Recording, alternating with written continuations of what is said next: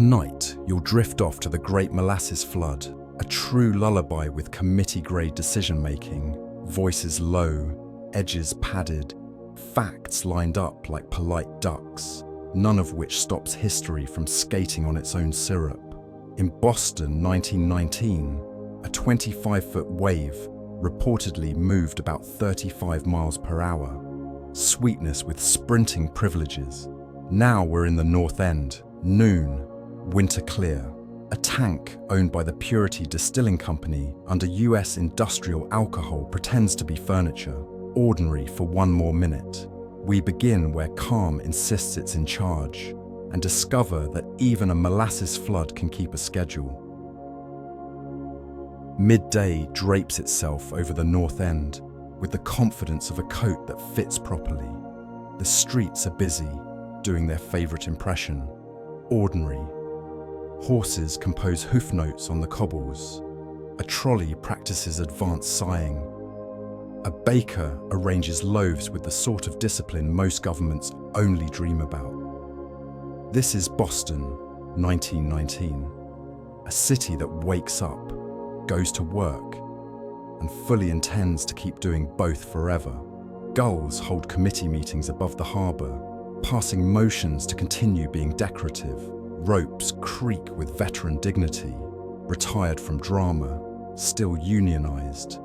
A delivery boy counts his change like a banker who refuses to be distracted by weather or history or the suspiciously large steel cylinder at the edge of his route.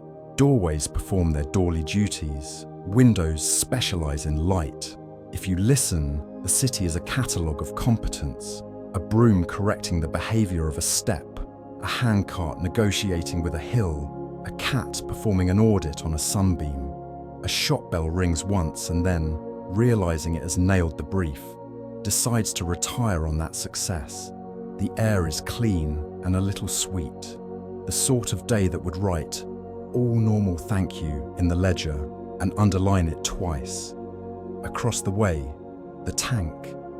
Not dramatic, merely present, like furniture that got ambitious. Children point, adults pretend not to. Everyone is perfectly reasonable. Somewhere, paper exists. The Purity Distilling Company owns it. US industrial alcohol supervises it. And the city makes a note that the note has been made. Inside, 2.3 million gallons of molasses practice stillness, which, for molasses, is less a skill than a lifestyle. The tank occasionally clears its throat in steel. No one objects. A man in a cap glances up, assigns the sound to the category of someone else's afternoon, and proceeds with his own. A woman shakes a rug and wins decisively. A lamplighter inspects a lamp that is not lit at noon and congratulates it on meeting expectations. We are surrounded by modest triumphs. If you're listening in bed, take the hint from the harbour.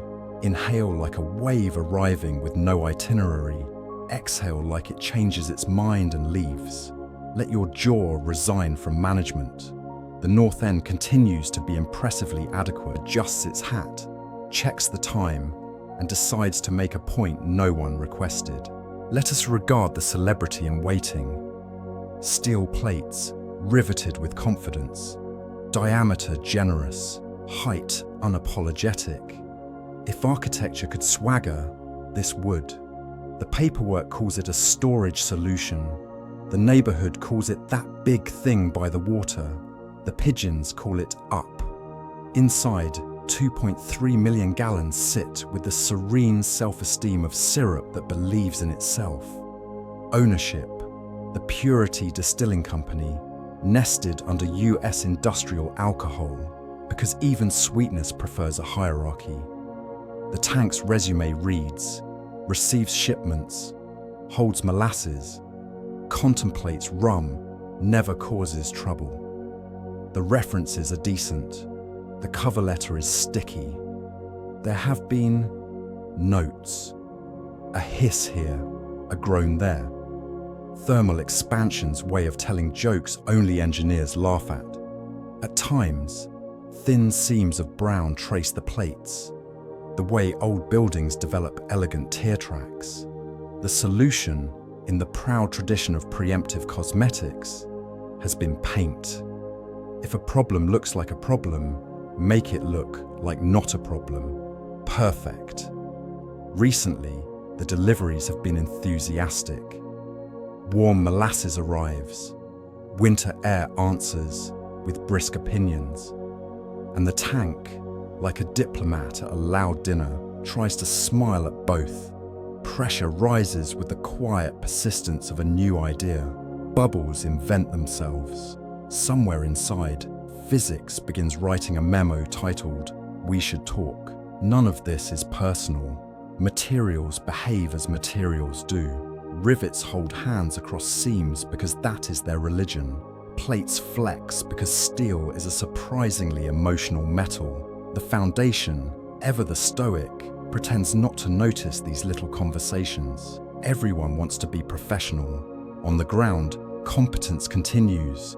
A foreman signs something with the flair of a man who knows where ink comes from. A teamster pats a horse and is patted back in spirit. The trolley achieves an on-time arrival so punctual it should be framed. The faint smell of sugar says, "I'm here," and the neighborhood responds, "Lovely, do stay." A few practicalities for the record. Warm liquid cools, contracts and thickens. Fermentation can whisper pressure into closed spaces. Riveted joints dislike surprises. A listening ear might have tallied the creaks, the pops, the small brown autographs. But listening is expensive, and paint is cheap, and schedules, much like molasses, do not enjoy being delayed. Breathe like a tank that isn't. In for the slow fill, out for the slower settle. Imagine the plates relaxing, the rivets practicing mindfulness, the entire cylinder taking up yoga and starting a gratitude journal. If only. The universe is famously literal. Stress accumulates and structure answers in its native language. From a distance, the tank is a statement of Boston 1919 modernity. Tall, useful, a pillar of industrial purpose. Up close, it is a chorus of small compromises singing in tune, so long as no one asks for an encore. The North End accepts it the way we accept a large relative at holidays, fondly, carefully, with a seating plan. For the moment, everything balances. The paint is dry, the seams are shy, the bolts are brave, and the molasses is content to be future rum. This is precisely the moment where a narrator would say gently, "What could possibly go wrong?" And the tank, if it had a sense of humor, which to be clear it does, would answer, "Oh, you'll like this part." Soon, though not yet, the neighborhood will learn new phrases. 25-foot wave, about 35 miles per hour. Boston Harbor turned brown. For now, the steel keeps its secrets, the air keeps its chill, and the city keeps pretending that tomorrow will look exactly like today. If you've ever heard a building clear its throat, you know the sound. A tidy little ahem in steel. The tank offers one, then another. Thermal politics. Nobody votes. A gull tilts an eyebrow. A trolley, on schedule and morally superior, refuses to notice. The tank produces a third sound, sharper, like a teacup cracking in a quiet kitchen. And suddenly the North End has a new hobby, listening. Rivets pop. Not all at once, never that considerate. They go in sequence, like a row of gentlemen reluctantly admitting to the same error. Pop, pop, pop. Each is the size of a thumb. Each has one job, and each resigns with the dignity of a bureaucrat leaving a meeting early to avoid being helpful. The plate flexes. Steel, to be clear, is emotional in private. It sighs in curves. It argues in stress. And when cornered, it remembers that even metal is made of math. The seam that has worn more paint than wisdom opens its mouth. Molasses, which has been famously patient, says, "At last, a door." What happens next is slow motion that forgot to be slow. The side gives way with the weary grandeur of a curtain that's had enough theatre. And then the molasses, 2.3 million gallons with a grudge and a schedule, decides to demonstrate fluid dynamics for the unprepared. A 25-foot wave rises, not because molasses dreams of surfing, but because tanks are tall and gravity is punctual. It moves at about 35 miles per hour, which is rude for a syrup and personally insulting to several athletic programs. The first seconds are all muscle memory. Shove, spread, occupy. Barrels rearrange their priorities. Air discovers its limitations. A horse makes the face of a creature whose job description did not include hydrodynamics. A door, surprised to be a dam, gives an unconvincing performance and is promoted to debris. The sound is part thunder, part furniture, part someone shaking a bag of marbles the size of bathtubs. People turn, which is an underrated survival technique. The wave takes the corner like a seasoned driver and heads down the street, acquiring everything the way bureaucracy acquires forms. Automatically, a cart becomes a metaphor, then a memory. A fence experiences teamwork for the first and last time. The tank, lighter now, embarrassed, settles into a shape that suggests regret, but not apology. If you're listening in bed, let the chaos be distant, like thunder on someone else's horizon. Breathe slow and level. We'll note that a syrup outran shoes, that steel admitted its limits, and that physics, once again, insisted on being literal. No gore, no drama words, just a city being introduced to the agile side of sugar. The streets are suddenly fluent in treacle. Cobblestones, which prefer crisp diction, attempt consonants and produce vowels. Steps become suggestions. Corners cultivate eddies. The North End learns that molasses is less a liquid and more a policy. Everywhere, decisive and difficult to repeal. A shopfront tries to remain a shopfront and becomes an exhibit. Counters relocate. Stalls audition as boats and are not cast. Windows, contrary to rumour, do not float. They surrender. The air smells like a bakery that overshared. If sweetness could file a hostile takeover, this is its press conference. Molasses moves in two moods. First, the sprint. Clever, opportunistic, the extrovert of sugars. Then the sprawl. Introverted, clingy, the sort of guest who says just 10 minutes and unpacks luggage. Alleyways become rivers with opinions. Basements acquire a philosophy. Floorboards realize they were optimists. Out toward the water, the tide negotiates with the newcomer. The harbour has seniority but poor leverage. By evening, Boston Harbour turned brown, not poetically, not metaphorically, but in the plain, bureaucratic way of a checkbox marked yes goals, reassess their career choices. Fish conduct emergency meetings and decline minutes.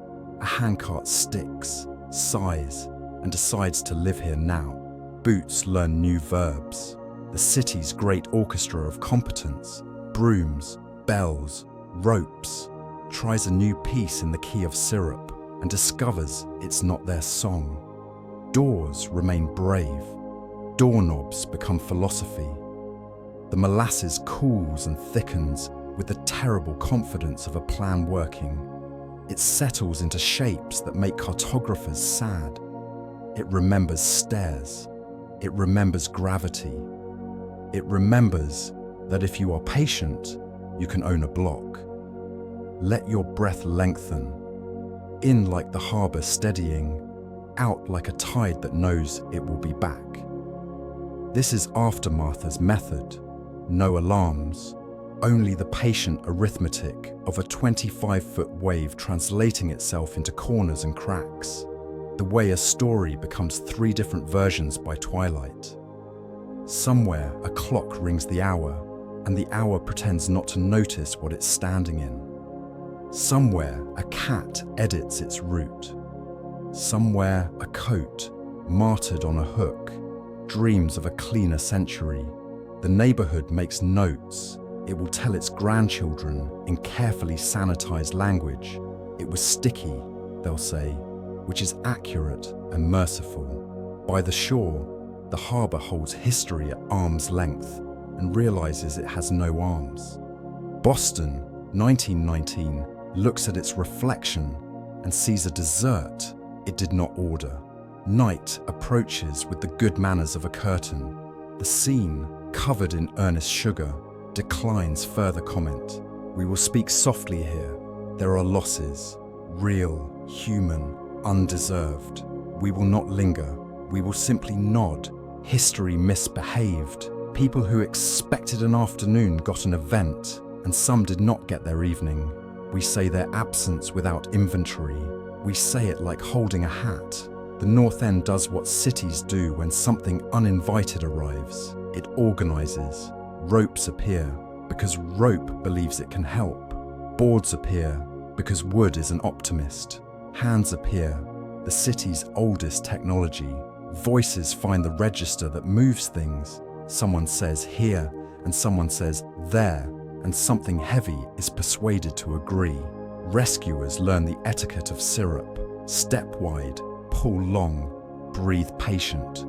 Boots refuse, then negotiate, then accept. Coats volunteer for ruin. A window, intact and ridiculous, is escorted to safety like a celebrity having a moment. People who have not met become briefly fluent in each other. The first strategy is sand, the universal response to things that don't listen.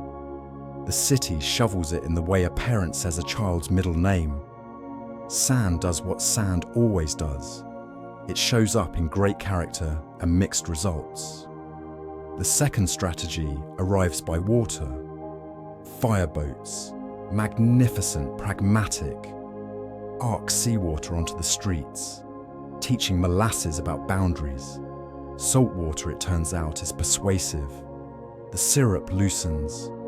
It considers travel. It remembers the harbor. Hoses hiss.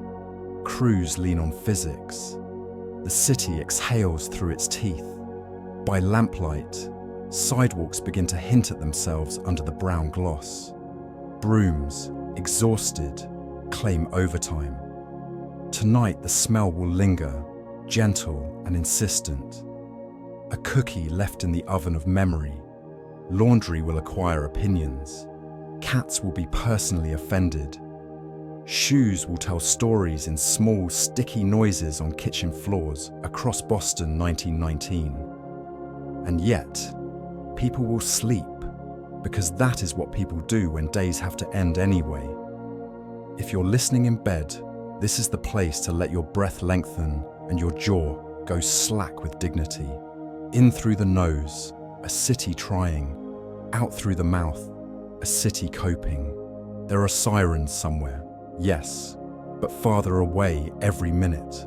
There is water working and sand reporting for duty, and the queer, stubborn cheerfulness of humans who begin again sooner than seems reasonable. We will come soon to why it failed and what changed. For now, the North End holds hands with itself. A neighborhood that woke to ordinary has proven its talent for extraordinary and will be very modest about it forever. The harbor, still brown in the last light, says nothing. It has seen ships and storms, and now sugar. It will keep its counsel and its tides. Rest. The worst has happened. The work has started. The night is in charge. A thing that is meant to hold is, at its core, an argument with physics. For years, the great tank on Commercial Street had been winning this argument through sheer, unglamorous stubbornness. It was a stoic, cylindrical debater, full of a sweet, weighty point it made every single day. Its rivets were the punctuation in its long, metallic sentence.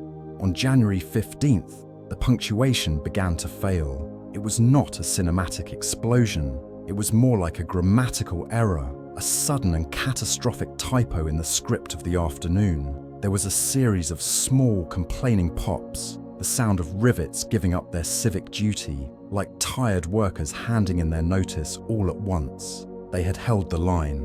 They were done holding. Then a groan, a deep, metallic sigh of relief, as if the tank had been holding its breath since 1915 and could finally, blessedly, exhale. This was followed by a sound that the city had not yet catalogued, the sound of 2.5 million gallons of molasses realizing it was suddenly free.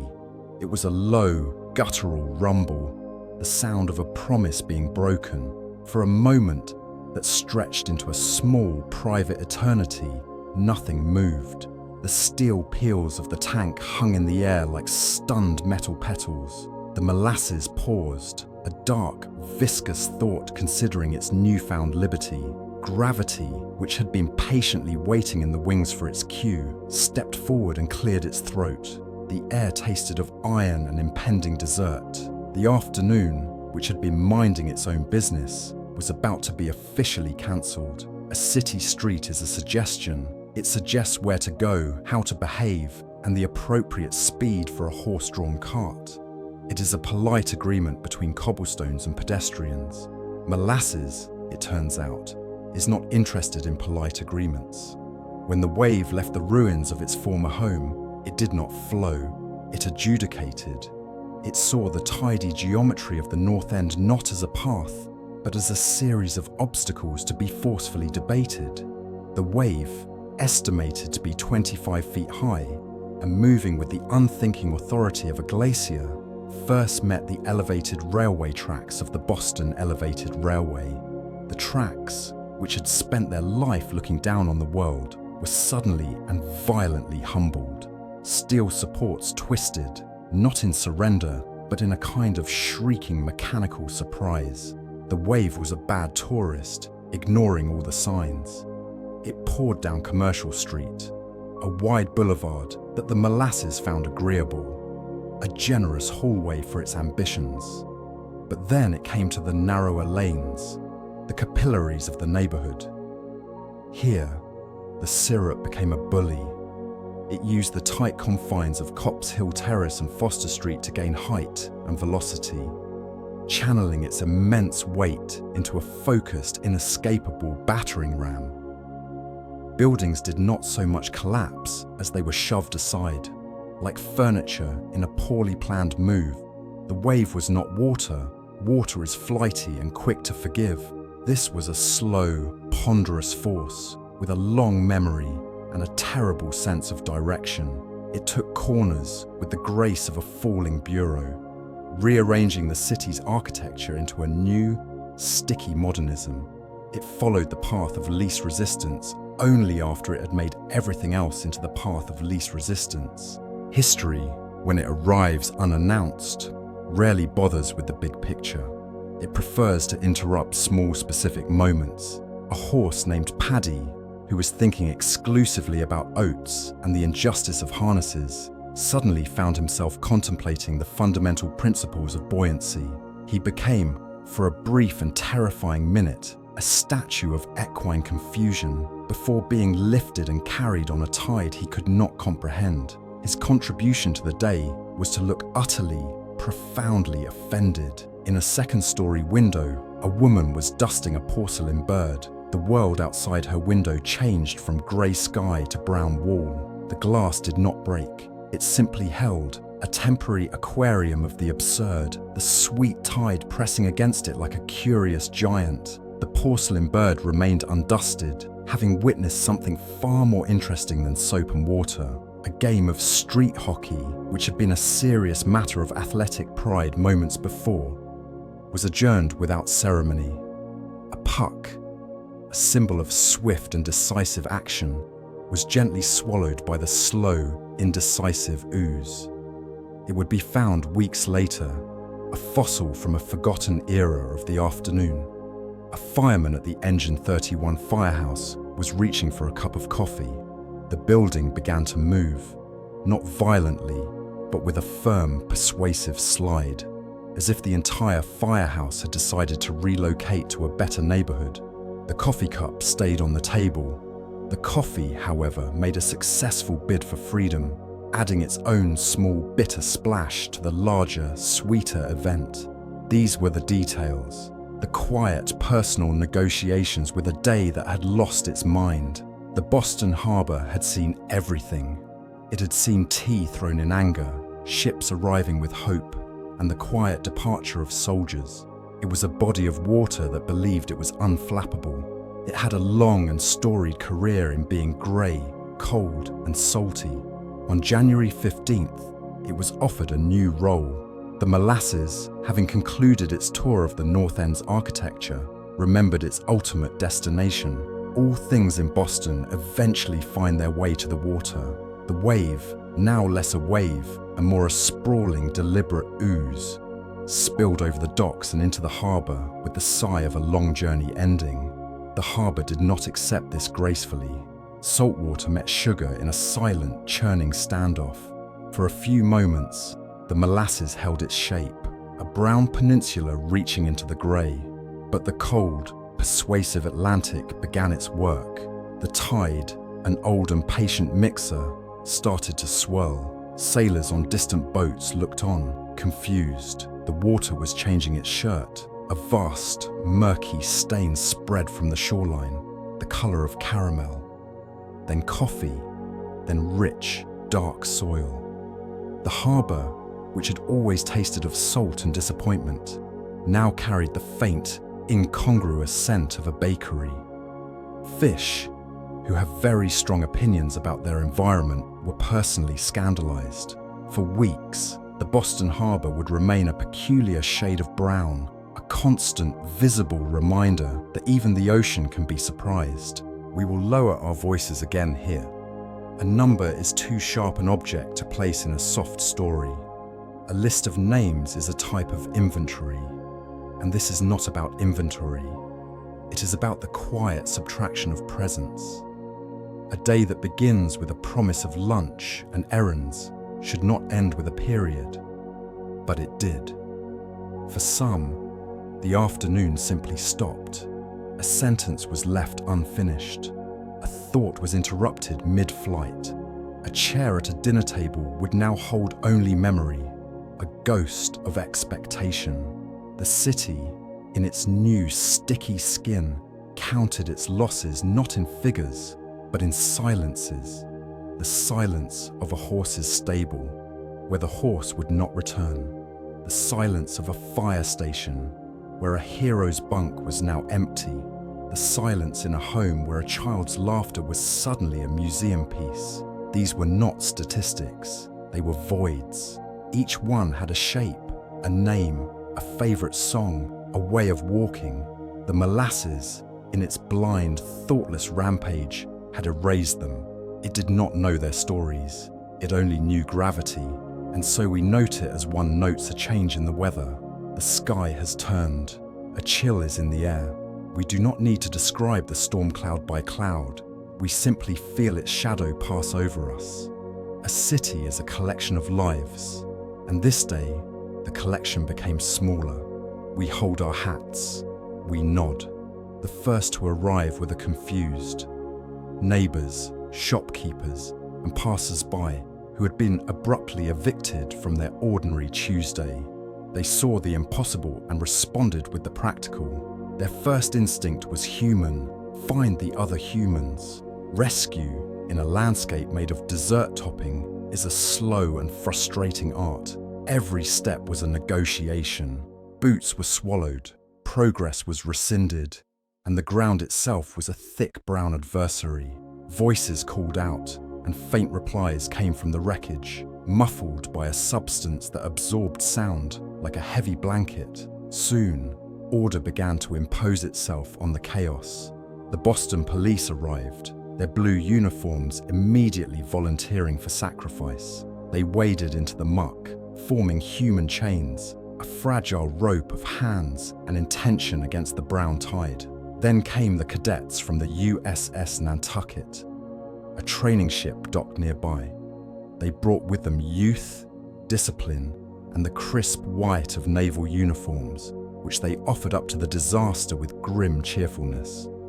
Doctors and nurses appeared, setting up makeshift aid stations on the nearest clean patch of ground. They learned to treat injuries complicated by a stubborn, sweet coating. They cleaned wounds and offered comfort, their professionalism a small island of calm in the sticky sea. This was the city's immune system kicking in, a sudden, reflexive flood of its own, a tide of helpers to meet the tide of ruin. Once the living were accounted for, the city looked at the mess. The mess looked back, brown and unblinking. It had no intention of leaving. Boston had a new, semi-permanent geological feature, and it was time to form a committee. The first idea was sand. When in doubt, apply sand. It is the universal absorbent, the parent who arrives to clean up a spill. Trucks arrived and dumped mountains of it onto the streets. The sand, with noble intent, dove into the molasses. The result was not a dry street, but a vast, gritty, city-sized cookie dough. The problem had not been solved. It had been given a new texture. The second idea came from the harbour. The fireboat John P. McKenna, a vessel of magnificent pragmatism, was called to duty. It steamed into position and aimed its powerful hoses not at a fire, but at a condiment. High-pressure jets of cold, salty seawater were blasted onto the molasses sand mixture. Here, finally, was progress. Salt water, it turned out, was the molasses' only known critic. It broke down the syrup's thick, sugary resolve, dissolving its chemical stubbornness. The hoses hissed, and the brown sludge, now diluted and defeated, began a slow, reluctant retreat back toward the sea from whence the water came. This was not a quick divorce. For weeks, the cleanup continued. Crews with brooms, shovels, and squeegees scraped and scrubbed. The North End smelled like a candy factory at war with the ocean. Sidewalks shyly began to reappear. The city was learning a new, hard lesson. Sugar is easy to add, but it is a devil to take away. Chapter 13. The city echoes. Smell, stickiness spreading. A disaster is supposed to have boundaries. It happens there, and the rest of the city offers sympathy from a safe here. The Great Molasses Flood did not respect this social contract. It decided to travel. Its primary missionary was stickiness. Rescuers, workers, and reporters would leave the North End and carry the disaster home with them on the soles of their shoes. A sticky footprint on a trolley car floor, a tacky residue on a shopkeeper's welcome mat in Cambridge, a mysterious patch on a theatre seat in Back Bay.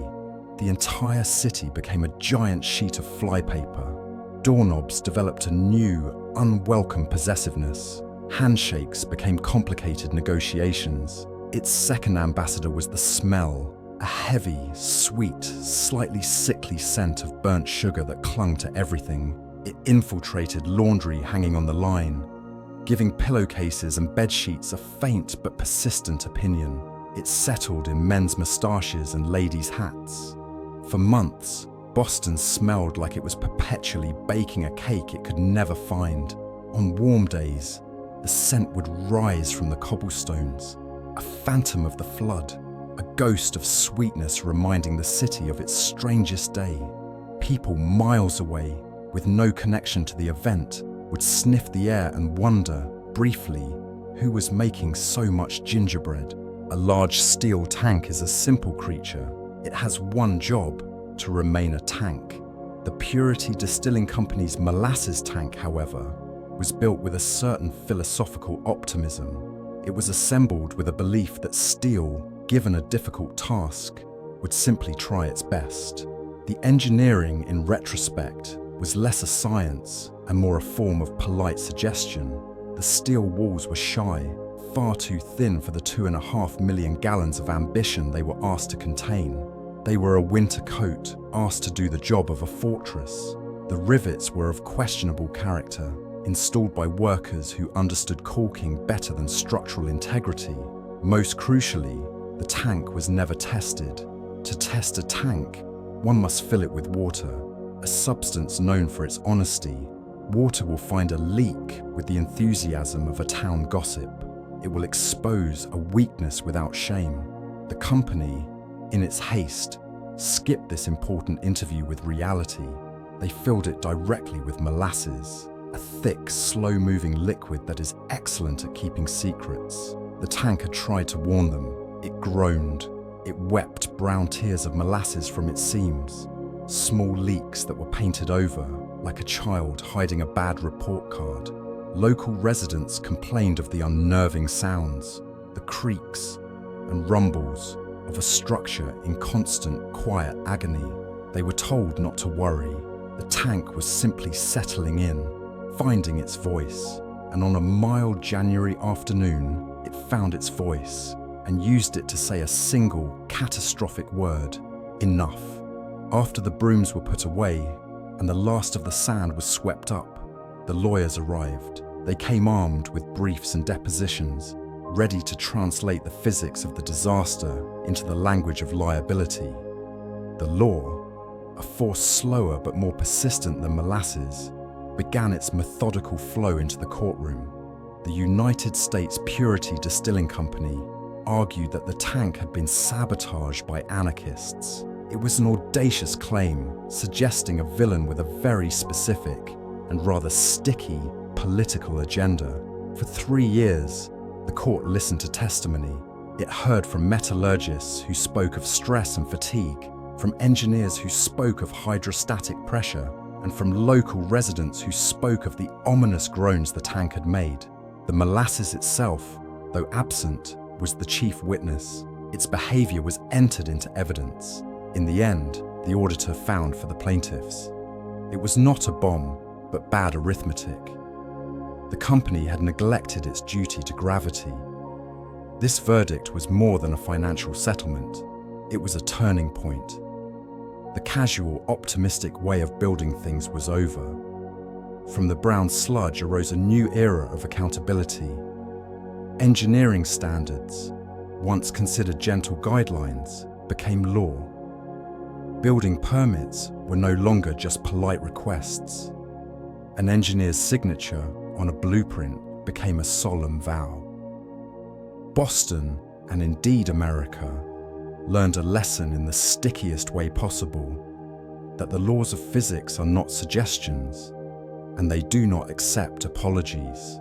A city decides what to remember and how. For decades, the Great Molasses Flood was remembered mostly as a strange joke, a bizarre anecdote told to tourists. The sheer absurdity of it, a tidal wave of sweetener, eclipsed the tragedy.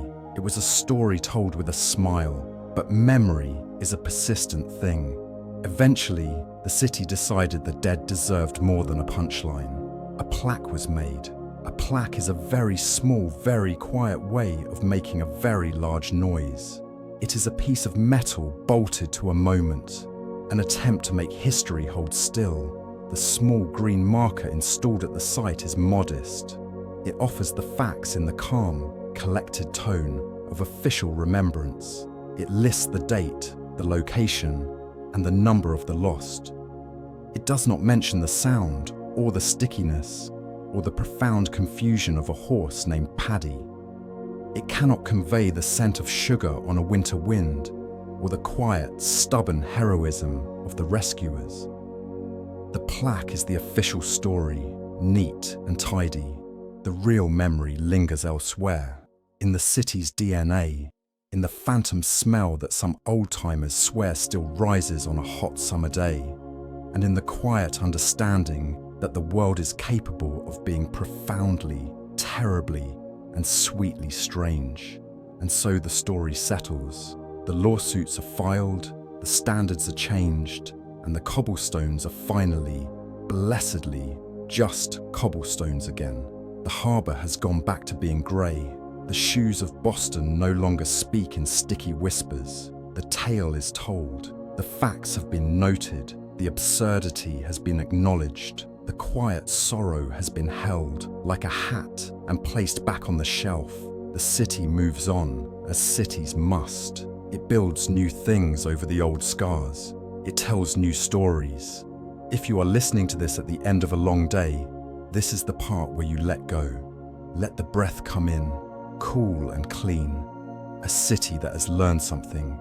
Let the breath go out, warm and slow. A city that has healed. The sirens are gone. The work is done. The sugar has dissolved into history. The night is in charge, and it is quiet. Rest. Tonight, you'll drift off to a true story with the bedside manners of a lullaby and the decision-making skills of a committee. The Great Molasses Flood. We'll keep voices low, corners padded, and facts lined up like polite ducks, none of which will stop history from slipping on its own syrup. No jump scares, no urgent life choices, and absolutely no need to locate your shoes. Just a calm narrative about the day Boston learned that sugar, given ambition, behaves like a bureaucracy. Slow, sticky, and somehow everywhere. Before we begin, a small ridiculous postcard from Boston, 1919. A 25-foot wave of molasses moving at about 35 miles per hour. Yes, sweetness with sprinting privileges. It's the sort of fact that knocks once, lets itself in, and reorganizes your understanding of fluids. We'll stroll to the North End in a moment, where a very sensible neighborhood and a very confident storage tank are about to conduct a demonstration in unintended consequences. Breathe easy. Satire aside, we're here to fall asleep while truth quietly trips over its own paperwork.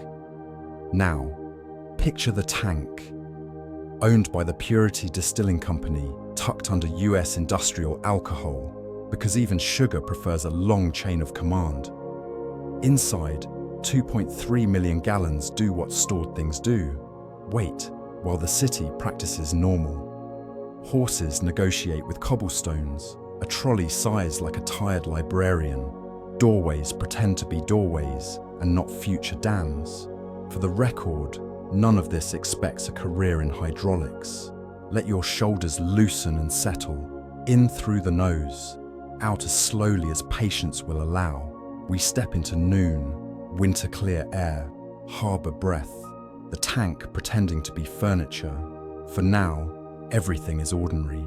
Later, streets will gloss and Boston Harbor turned brown will read like a punchline no one ordered. But this is the North End, just before the joke lands. And history, as usual, is already tying its shoelaces. Let your shoulders loosen and settle. In through the nose, out as slowly as patience will allow. We step into noon, winter clear air, harbour breath. The tank pretending to be furniture. For now, everything is ordinary.